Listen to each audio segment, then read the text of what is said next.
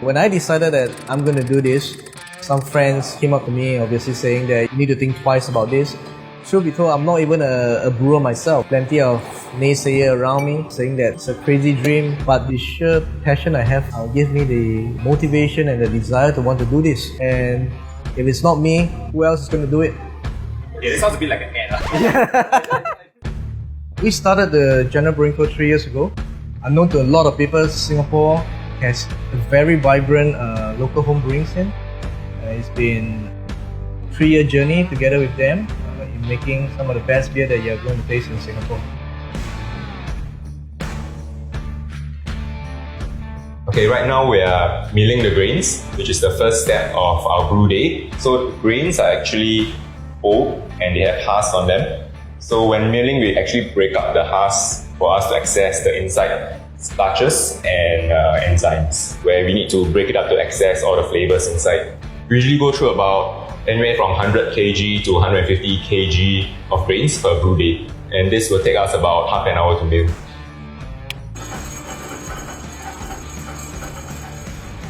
The grains we use are from Chris from the UK, and they actually produce grains that allow us to make more flavorful brews.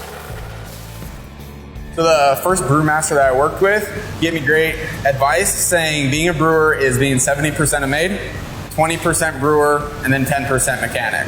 We're constantly cleaning everything in order to get rid of bacteria and help the yeast do exactly what it should. So the step after milling is mashing. That is where we steep the grains in hot water. In this tank here called the mash tun. We steep it in about 67 to 68 degrees water for an hour.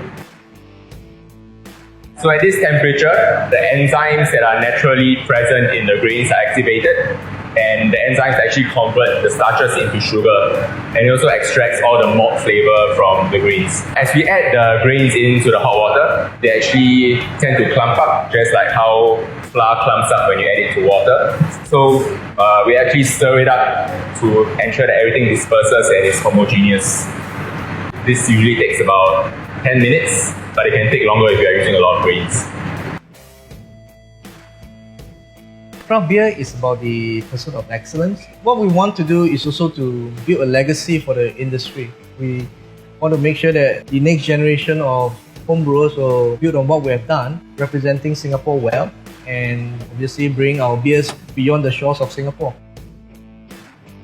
Okay, so after spending half an hour in the mash tun, most of the starches have been converted into sugars.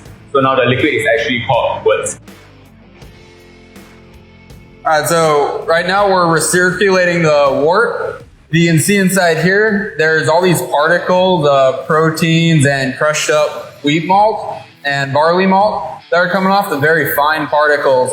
And we don't want these in the beer. So we're gonna take these off, recirculate it back up, and put it on top. That's a process called vorloffing. Once we can see this is nice and clear, then we're gonna collect it into the kettle. The whole process takes about 15 to 20 minutes.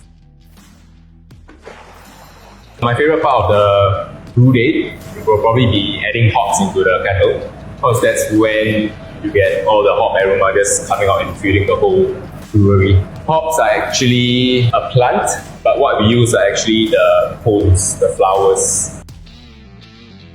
At General Brewing Company, we prefer to add the hops at the end of the boil so that we maximize the amount of aroma and flavor that we extract without getting too much bitterness.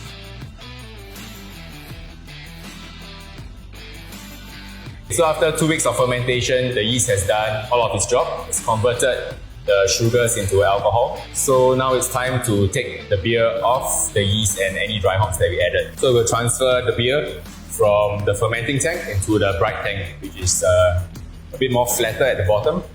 So what the bright tank does is it allows more of the yeast to settle out, and it allows us to dial in our carbonation. The beer will spend about 5 days to a week in the bright tank, and then from there we can package it and send it out to the bars. At every stage of the lifespan of the beer, from production of it to the end consumer when they taste the beer, for us it's always been about the quality.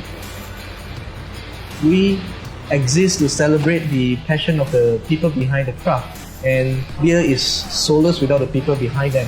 It's been a wonderful journey. We have continue to pursue what we believe in. We've done plenty of amazing stuff in the last 3 years, and I think we have made a statement for what we do, and we'll continue to do so for Singapore.